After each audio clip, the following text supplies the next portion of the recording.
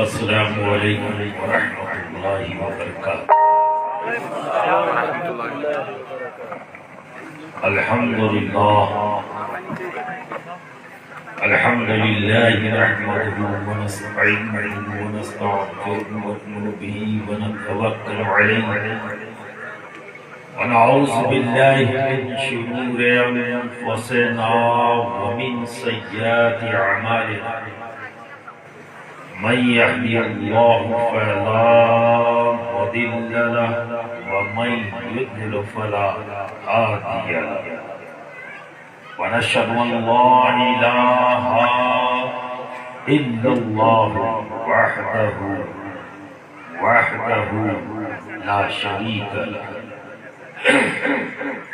ونشهد أن سيدنا وحبيبنا وطبيب قلوبنا وشفاء صدورنا وغوثنا ومغيثنا ومعيننا وقطبنا وفريدنا ونظامنا وسراجنا وعلاونا وأشرفنا ونور عيننا وملجأنا وماوانا محمدا عبده ورسوله أما بعد أعوذ بالله من الشيطان الرجيم بسم الله الرحمن الرحيم قد أفلح من تزكى وذكر اسم ربه فصلى صدق الله العظيم وصدق رسوله النبي الأمين الكريم ونحن على ذلك لمن الشاهدين والشاكرين والحمد للہ رب العالمین۔ برادران ملت اسلامیہ، آج کی اس محفل کے لیے میں نے کلام پاک کی جس آیت کریمہ کو اپنے لیے موضوع سخن بنایا، اس پر کلام کرنے سے پہلے آئیے ہم سب مل کر رحمت دوالم نور مجسم احمد مجتبی محمد مصطفیٰ صلی اللہ علیہ وسلم کی بارگاہ میں جھوم جھوم کر بآواز بلند محبت کے ساتھ درود شریف کا نذرانہ پیش کر لیں۔ آپ اپنے انداز میں پڑھیں۔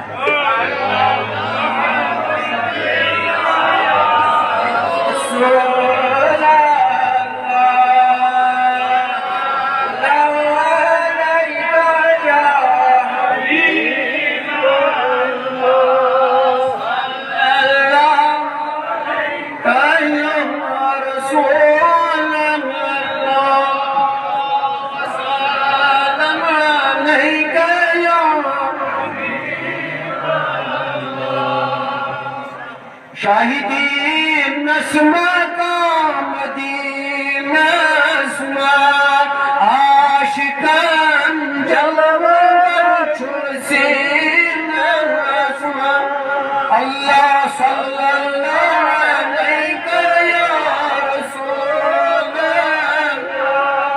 وسلم علیہ یا نبی محمد دی من چھپائے محمد سے علم زمین اسماء اللہ صلی اللہ علیہ یا رسول اللہ سلام علیکہ حبیب اللہ۔ برادران ملت اسلامیہ، آج تنظیم المدارس اور آل انڈیا اور مشائخ بورڈ کے اشتراک سے اس صوفی کانفرنس کا انعقاد آپ کی زمین پر ہوا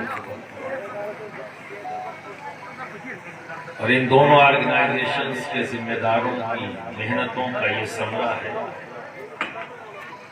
اور ان دونوں آرگنائزیشن کے ذمہ داروں کا میں شکر گزار ہوں کہ کہ انہوں نے مجھے آپ سے ملنے کا موقع عطا کیا۔ برادران ملت اسلامیہ، دنیا میں ایک چیز، کوئی کنٹروورسی اس پر نہیں ہے، اس کے سب عاشق، کوئی ایسا نہیں جو اس کا عاشق ہے۔ اور اس عشق کا معاملہ ایسا ہے، ایک ایسا ہے جس کے سب عاشق ہیں، عمر کی بھی قید نہیں، بالغ ہونے کے بعد عاشق رہتا ہے اور قبر کی منزل تک عاشق رہتا ہے۔ ایسا محبوب ہے جس کے سب عاشق ہیں۔ یہاں عقیدے کی بھی قید ہے، کوئی کسی عقیدے کا ہو اور اس محبوب کا عاشق رہتا ہے۔ عقائد کے بھی اختلاف پائے جاتے ہیں، لوگ آپس میں بڑھ جاتے ہیں، لیکن یہ محبوب ایسا ہے کہ ہر عقیدے کا آدمی اس کا عاشق ہے۔ اور بات آگے بڑھا، بات عقیدے تک نہیں، ہر مذہب کا آدمی اس کا عاشق ہے، ہر مذہب کا۔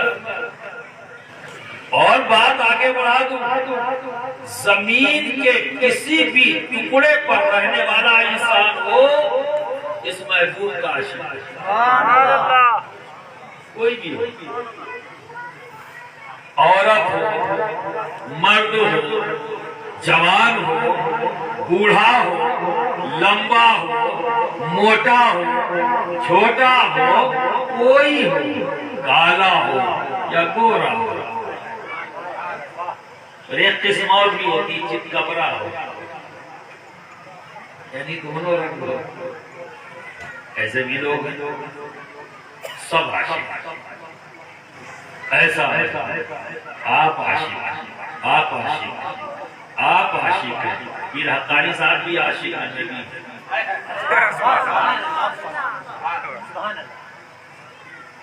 اور اس اسٹیج پر علماء اہل سنت بیٹھے، ذمہ دار لوگ بیٹھے، یہ سب کے سب عاشق ہیں۔ اور یہ جو کانفرنس کی ہے نا، اسی محبوب کے عشق میں کی ہے۔ اب ذرا سا اپنے دماغ پر زور دے، چونکہ میں جب تقریر کرتا ہوں نا اکیلے نہیں کرتا، اپنی ملت کے ساتھ، اپنی عوام کے ساتھ تھوڑا موقع ضرور دیتا ہوں ان کو بھی تقریر کرنے کا، اور بہت کم موقع آپ کو ملتا ہے تقریر کرنے کا، کم ملتا ہے نا، پر میں دیتا ہوں۔ تو جب میں آپ سے کوئی سوال کروں آپ جواب دے دیں، وہی آپ کی تقریر ہوگی۔ تو کچھ آتا ہے آپ کے ذہن میں کہ یہ معشوق کون ہے جس کے سب عاشق ہیں؟ کچھ آئی بات ذہن میں؟ تو زیادہ دیر پریشان نہیں کروں گا آپ کو، کیونکہ اس کانفرنس کے مطابق میں نے یہ موضوع چنا ہے، اس پر میں بات کر چکا ہوں، آج ریپیٹ کر رہا ہوں، لیکن ضروری نہیں کہ آپ تک میری بات پہنچی ہو، چونکہ ابھی بھی ہم میڈیا کا استعمال بہت اچھا نہیں کر پا رہے، لیکن امید کرتا ہوں آنے والے دنوں میں ہم میڈیا کا استعمال اتنا اچھا کر لے جائیں گے کہ ہمیں ریپیٹ نہیں کرنا پڑے گا اپنی باتوں کو۔ سبحان اللہ، سبحان اللہ۔ تو یہ معشوق کوئی اور نہیں، یہ معشوق کامیابی ہے۔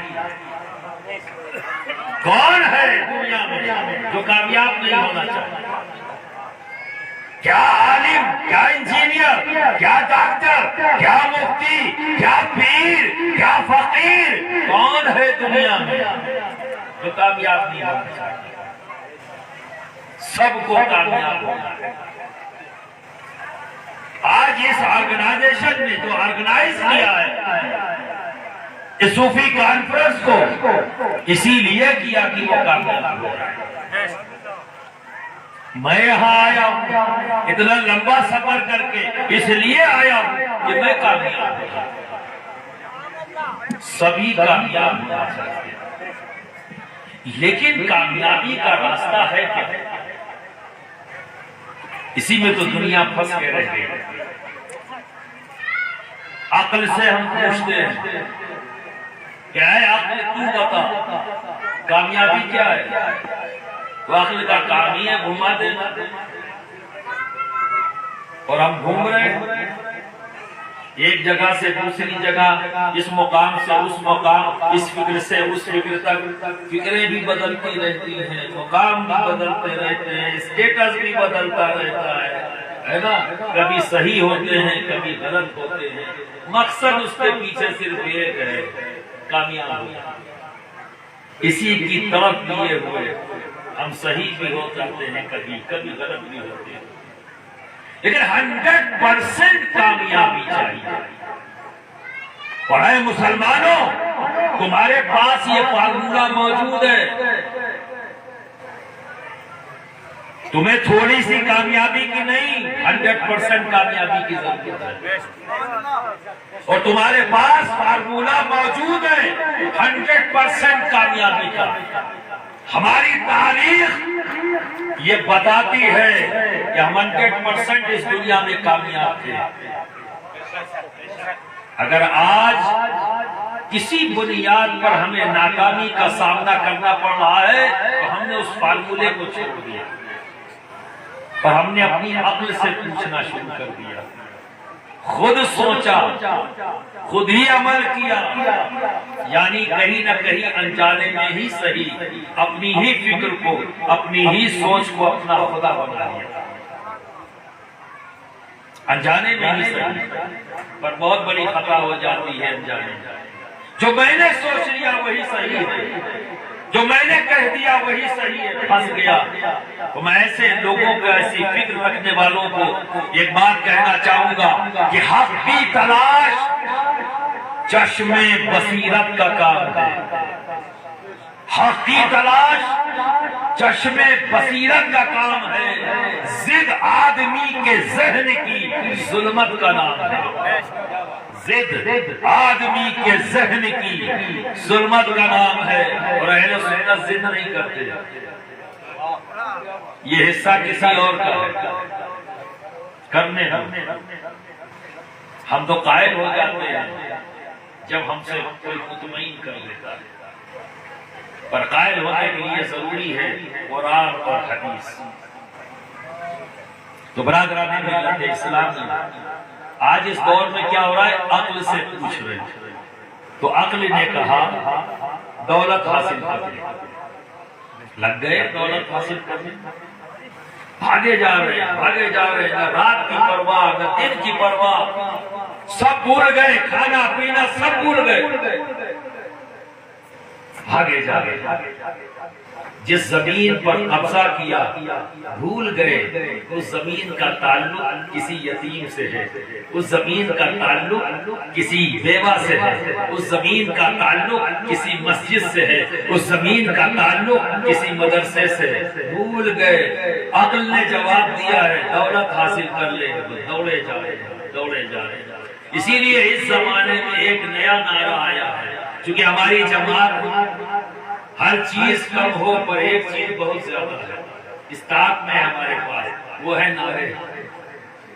نعرے ہم کو لگانا ہے، تو یہ کہا جا سکتا ہے اس کا، اس جماعت کا سبسٹیٹیوٹ نام دیا جا سکتا ہے نعرے باز جماعت، نعرے خوب لگاتے ہیں۔ تو اسی لیے ایک نیا نعرہ ایجاد ہو گیا، ویسا ہو چاہے جیسا، ویسا، کیونکہ عقل نے جواب دیا دولت حاصل کر لے تو تو کامیاب ہو جائے گا۔ لگ گئے ماں باپ بھائی بہن ان کے حقوق سب بھول گئے، صرف پیسہ کمانے کے چکر میں لگ گئے۔ کسی کو عقل نے کہا منصب حاصل کر لے، لگ گئے منصب حاصل کرتے ایم پی بننا ہے، ایم ایل اے بننا ہے، آئی ایس بننا ہے، آئی پی ایس بننا ہے۔ آج اس سوسائٹی کے اندر رشوت کا جو بازار گرم ہوا ہے اس کے پیچھے یہی فکر ہے، منصب حاصل کر لو چاہے جیسے، شام دام دنڈ بھیٹ، پیسہ دے کے منصب ملتا ہو تو لے۔ آج یہ پوزیشن ہو گئی، منصب حاصل کر لو۔ اگر کسی سے ایم ایل اے یا ایم پی سے پوچھا جائے، ان کو اگر غور سے دیکھا جائے تو رات میں غریب کی بستی جلا دی اور صبح سویرے اسی بستی کے سامنے بریف کیس لیے ہوئے نوٹوں سے بھرا ہوا اور پیسے بانٹے۔ جس نے دونوں منظر دیکھا تھا، رات کا بھی منظر دیکھا، صبح کا بھی منظر دیکھا، تو پوچھنے والے نے پوچھ لیا، ارے بھائی رات میں تو جلوایا تھا، رات میں اجالا تھا، دن میں بسا رہے ہو، چکر کیا ہے؟ کہا اگر اجالتا نہیں تو بساتا کیسے؟ کہا پھر راز کیا ہے بھائی اس اجالنے اور بسانے کے درمیان؟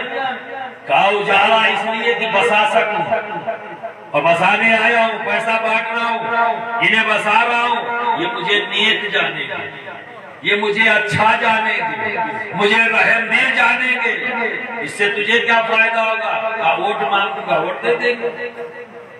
پھر کیا ہوگا؟ M P M L A بن جاؤں گا۔ پھر کیا ہو گیا؟ منصب حاصل کرتے کامیاب۔ کسی کو عقل نے کہا پاور حاصل کرے، لگ گئے ایم پی بن گئے، ایم ایل اے بن گئے۔ آج دنیا کے اندر آپ دیکھیں جتنی بھی مسالک جو بھی ہے سامنے، یہ سب کیا ہے؟ اپنی اپنی پاور کو بڑھانے کے لیے، اپنی اپنی طاقت کو بڑھانے کے لیے لوگ خوریزی کا ماحول بنا رہے ہیں۔ تو اگر دولت کا حاصل کر لینا ہی کامیابی ہوتا تو سب سے زیادہ کامیاب دنیا میں قارون کو ہونا چاہیے۔ اگر منصب کا حاصل کر لینا ہی کامیابی ہوتا تو یزید کو سب سے کامیاب انسان ہونا چاہیے تھا، کیونکہ اس نے اپنے وقت کا سب سے بڑا منصب غصب کر لیا تھا۔ اگر پاور حاصل کر لینا ہی کامیابی ہوتا تو نمرود اور شداد کو دنیا کا سب سے کامیاب انسان ہونا چاہیے تھا، جن کی پوری دنیا پر حکومت تھی۔ لیکن کامیابی یہاں نہیں ہے، ان پر لعنت، لوگ دنیا انسانیت ان پر لعنت بھیجتی ہے، دنیا اسلام لعنت ہے۔ جو لعنتی ہے وہ کامیاب کہاں؟ تو پھر کامیابی کیا؟ تو آؤ اسی سے پوچھیں جو ہماری زندگی کے ہر سوال کا جواب دیتی ہے اور ایکوریٹ جو چیز ڈیفائن کر دے، دنیا کی کوئی قوت اس ڈیفینیشن کو بدل نہیں سکتی، کاٹ نہیں سکتی۔ وہ ہمارے پاس ہے، ہم اس سے پوچھ سکتے ہیں، لیکن ہم نے اس کے ساتھ کیا کیا؟ لے آئے گھر میں ہدیہ دے کر ایک خوبصورت سا باکس بنوایا، غلاف چڑھایا، اس میں رکھا، اس گھر کے سب سے اونچے مقام پر رکھ دیا۔ بحیثیت مسلم ہم نے سمجھ لیا ہماری ذمہ داری اتنی ہے۔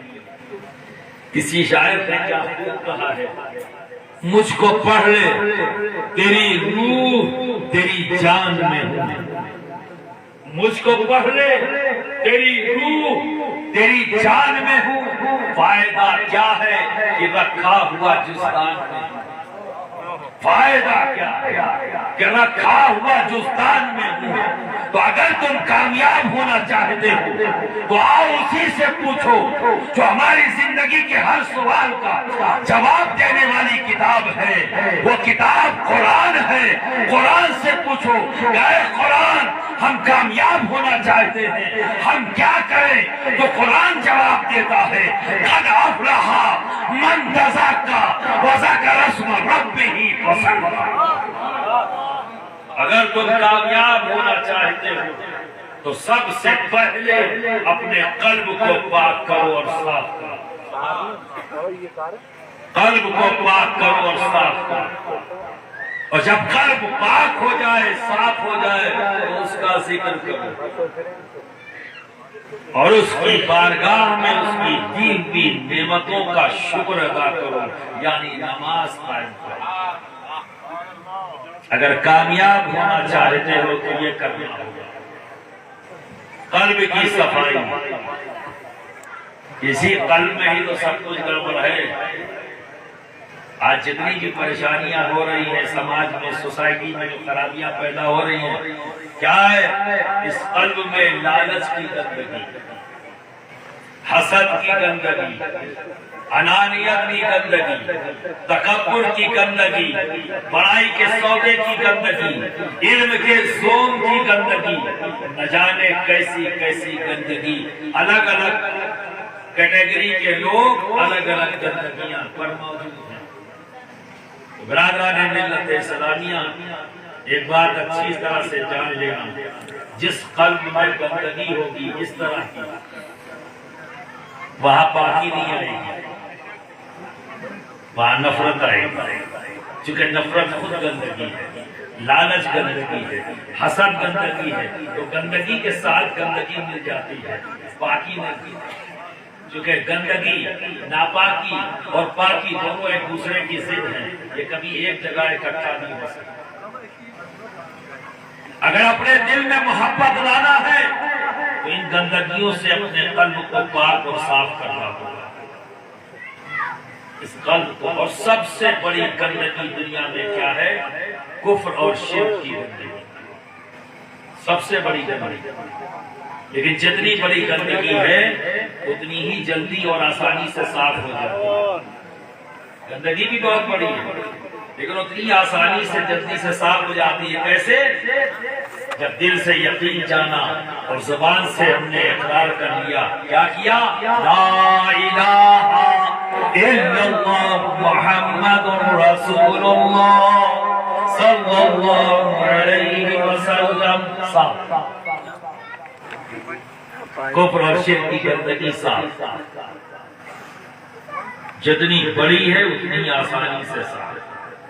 پر لالچ کی گندگی، حسد کی گندگی، انانیت کی گندگی، علم کے زوم کی گندگی، میں یہ ہوں، میں وہ ہوں، میں ایسا ہوں، میں ویسا ہوں، میں دولت مند ہوں، میں پولیٹیشین ہوں، میں یہ ہوں، میرے پاس یہ منصب ہے، میں یہ ہوں، میں وہ ہوں، میں ایسا ہوں، میں ویسا ہوں۔ اللہ نے بنایا تھا انسان اور بن گئے بکری۔ میں ایسے تو بولتی ہے بکری، کیسے بولتی ہے؟ میں تو اللہ نے تو اشرف المخلوقات بنایا تھا، وہاں پسند نہیں آیا وہاں رہنا، وہاں پہنچ گئے بکری بننے تیار ہو گئے۔ میں ہر بات میں برادران ملت اسلامی، اس سے چھٹی چاہیے، قلب صاف ہونا چاہیے۔ یہ سب گندگیاں ہیں اور جب تک اس طرح کی گندگی یہاں موجود ہوگی محبت پھٹکے گی بھی نہیں، اور جو بات یہاں سے نکلے گلے سے وہ اثر نہیں رکھتی، اثر تو اس بات میں ہے جب یہاں سے نکلے۔ اسی لیے علماء نے، ہمارے بزرگوں نے کہا جو بات دل سے ہوتی ہے اثر رکھتی ہے، اثر رکھتی ہے۔ گلے سے بولنے والے تو بہت ہیں، یہاں سے بولنے والے میر سید حسین سمنانی ہیں، دل سے بولنے والے میر سید علی حمدانی ہیں، دل سے بولنے والے خواجہ معین الدین چشتی ہیں، دل سے بولنے والے میرا غوث شیخ عبد القادر جیلانی ہیں۔ روئے زمین کے تمام اولیاء کرام جب بولتے تھے تو آواز گلے سے نہیں دل سے آتی، تو ان کا قلب پاک اور صاف۔ آپ کو بھی اپنا قلب پاک صاف کرنا۔ اگر کامیابی چاہتے ہو اس جہان میں اور کامیابی چاہتے ہو اس جہان میں بھی تو اپنے قلب کو پاک اور صاف کرو۔ فارمولہ بتا دیتا ہوں، یہ مت سوچنا کہ بول کے چلے گئے صاف کیسے کریں۔ تو قلب کو صاف کرنے کے لیے، کسی بھی گندی جگہ کو صاف کرنے کے لیے دو طریقے ہیں۔ پانی سے دھل دو، صاف ہو جائے گا، پاکی آ جائے گی، ختم ہو جائے گی، ناپاکی دھل دیا ختم۔ اور دوسرا طریقہ کیا ہے کہ سورج اپنی شعاؤں سے سکھا کر اس جگہ کو پاک کر دیتا ہے نا۔ دو چیزوں کی ضرورت ہے، انہی دو چیزوں سے۔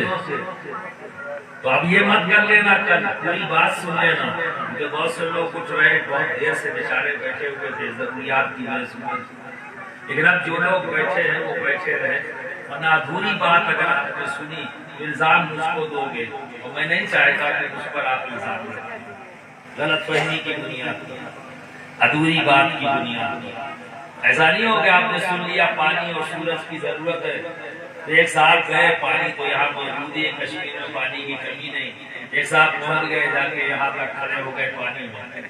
پوچھنے والے نے پوچھا کیا کر رہے ہو؟ کہا کل تقریر ہوئی تھی نا، قلب کی صفائی کر رہا ہوں، پانی کی ضرورت ہے۔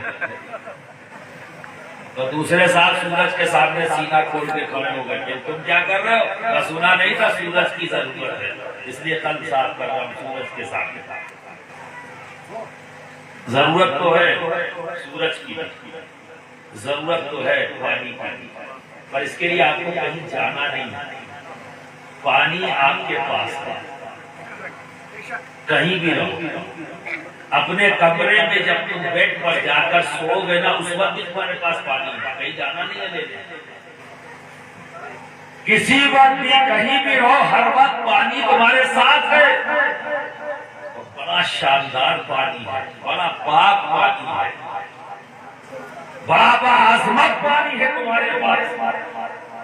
اس پانی کی ویلیو تو یہ ہے، اگر صحیح طریقے سے اس کا استعمال کرو تو جسم کے جس حصے پر وہ پانی لگ جائے گا، شامت اعمال کی بنیاد پر اگر کوئی بندہ جہنم میں چلا گیا تو ان حصوں کو جہنم کی آگ بھی نہیں جلائے گی جن جگہوں پر وہ پانی لگا۔ تو پانی ہے تمہارے پاس، اور اس کا استعمال اکثر لوگ غلط کرتے ہیں جس سے کوئی فائدہ نہیں۔ اتنا قیمتی پانی اللہ نے دیا، اتنا قیمتی پانی۔ دوستو، حضرت آدم علیہ السلام سے دنیا میں تشریف لائے، بہت روئے، جدائی کا بہت روئے، اتنا روئے کہ آپ کے چہرے مبارک پر نشان آ گیا پہنے۔ روایت کے مطابق بعض روایت ایسی کہ اس پر چہرے پر نشان آیا، تو آنسو ایک جگہ اکٹھا ہو گیا۔ کچھ پرندے آئے، انہوں نے اس پانی کو آنسو جو اکٹھا ہو کے تب پیا اور آپس میں بات کی، کتنا پیارا پانی ہے، کتنا اچھا پانی ہے۔ تو پرندوں کی آواز، آپس کی بات کو جب حضرت آدم نے سنا، انہیں لگا کہ شاید پرندے بھی مجھ پر طنز کر رہے ہیں۔ یہ احساس ہونا تھا کہ رب نے فوراً ان کی دلجوئی فرما دی۔ اے آدم، یہ پرندے غلط نہیں کہتے، صحیح کہتے ہیں، میں نے اس پانی کو ایسا ہی بنایا۔ یہ غلط نہیں کہتے، صحیح کہتے ہیں۔ تو دوستو، آپ کی آنکھوں میں وہ پانی تو ہر وقت موجود ہے نا، آنسو موجود ہے نا، اس پانی کو ڈھونڈنے کی ضرورت نہیں۔ اب اس کو بہانے کا طریقہ بتا رہا ہوں، اب اس کو بہانے کا طریقہ بتا رہا ہوں۔ اگر کسی کو ترقی یافتہ دیکھو تو پریشان مت ہو، اس کی ٹانگ کھینچنے کی ضرورت نہیں، اس کے بارے میں آئے بائیں شاعر بولنے کی ضرورت نہیں ہے۔ اگر تمہیں لگتا ہے اس نے ترقی کر لی ہے تو تم بھی گھر جاؤ، تم ہو اور تمہارا رب، تم ہو اور تمہارا رب، مصلی بچھا لو یا نماز بچھا لو، 2 رکعت نماز نفل پڑھو اور ہاتھ اٹھا لو، ہاتھ اٹھا لو، اپنی خطاؤں کی معافی مانگو، کیونکہ اس وقت تم ہو تمہارا رب ہے اور اس سے تمہاری کوئی خطا چھپی نہیں ہے۔ تو اقرار کرو اپنے رب کے سامنے، مجھ سے یہ غلطی ہوئی، مجھ سے یہ غلطی ہوئی، مجھ سے یہ غلطی ہوئی، اے رب مجھے معاف کر دے، اے رب مجھے معاف کر دے۔ ندامت کے آنسو بہاؤ، گر گراؤ، آنسو نہ نکلے تو منہ بنا لو، چہرہ بنا لو رونے والا، آج چہرہ بناؤ گے کل رو گے بھی، کل آنسو بھی بہیں گے دوستو۔ اور جب وہ آنسو نکلے ندامت کے آنسو، وہ توبہ کے آنسو، استغفار کے آنسو جب تمہاری آنکھوں سے نکلے تو اسے من لو بدن میں، جہاں جہاں لگے گا شامت اعمال کی بنیاد پر۔